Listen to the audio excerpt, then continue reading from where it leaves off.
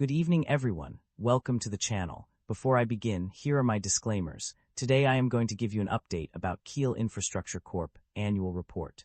Unfortunately, the provided text does not contain any information about the list of businesses and services that Keel Infrastructure Corp. is providing. However, I can provide a general overview essay based on the given information. Keel Infrastructure Corp. is a company incorporated in 2026 with its base of operations in Delaware. Keel Infrastructure Corp. Market capitalization of $1 billion is materially smaller than most of its industry peers of roughly $3 billion. Keel Infrastructure Corp. trades at a higher price-to-book ratio of 4.89 times relative within the industry.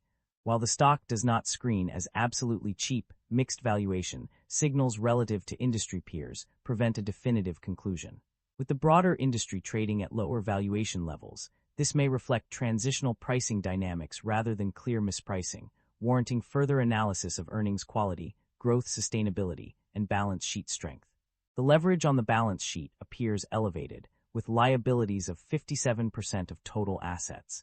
This raises some concern, and we should examine the industry and nature of the business to determine whether they justify the elevated leverage. Liabilities have grown faster than assets and equity, which is somewhat concerning. However, asset growth remains positive, suggesting management may be temporarily leveraging liabilities to fund expansion. Shareholder equity has grown consistently, but operating income growth is weak or inconsistent.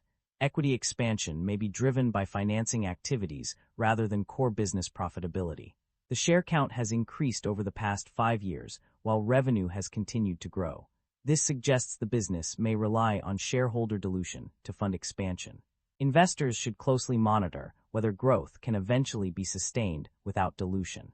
The income statement shows that the company have been growing its revenue annually, but the operating income have not been increasing. This shows that the business is under pressure with rising cost. The primary drivers of revenue growth or decline for BITFARMS Ltd. can be attributed to several key factors. Firstly, a significant increase in computational power revenue contributed to the company's 42% revenue growth in fiscal year 2025. This suggests that the demand for high-performance computing services is on the rise, and BITFARMS is well-positioned to capitalize on this trend. In addition to revenue growth, the company's net income of $23.4 million for the year ended December 31, 2025, indicates a profitable financial performance. However, it is essential to note that the company's balance sheet shows a significant increase in assets and liabilities due to the acquisition of Stronghold, which may impact future cash flow and profitability. The executive compensation report highlights the importance of retaining top talent and incentivizing executives to drive growth and innovation. The CEO's total compensation of $4,789,826 for fiscal year 2025 is substantial, but it also reflects the company's commitment to rewarding high-performing executives. In terms of potential risks and challenges, BITFARMS faces lawsuits alleging violations of securities laws, which could impact its reputation and financial performance. Additionally, the company may be subject to import duties on certain products imported from China, which could increase costs and reduce profitability. Overall, BITFARMS' revenue growth is driven by increasing demand for high-performance computing services, while its net income and cash flow indicate a profitable financial performance. However, the company must navigate potential risks and challenges, including lawsuits and import duties, to maintain its growth trajectory. The net income of the company decreased significantly from $216,012 in 2024 to $63,055 in 2025, a decline of $152,957. This substantial drop in net income was accompanied by a worsening of profit margins, which deteriorated from -31.8% in 2024 to -93.6% in 2025. The reason behind this decline lies in the impact of the COVID-19 pandemic and related lockdowns on demand for cloud computing services. The company's revenue increased by $33,294 from $231,342 in 2024 to $198,048 in 2025, but the decrease in net income was more pronounced than the increase in revenue.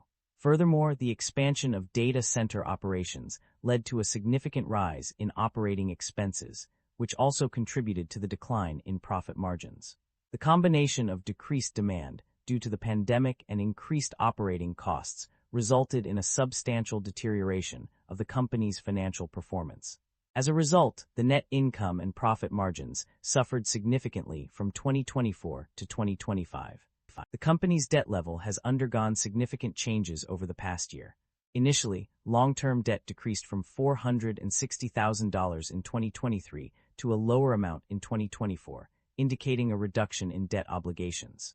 However, this trend was reversed in 2025, with long-term debt increasing substantially from $1,576,000 to $699,657,000.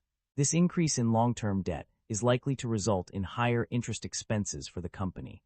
The fair value of long-term debt is significantly higher than its carrying amount, suggesting that the company may incur increased interest costs due to this discrepancy.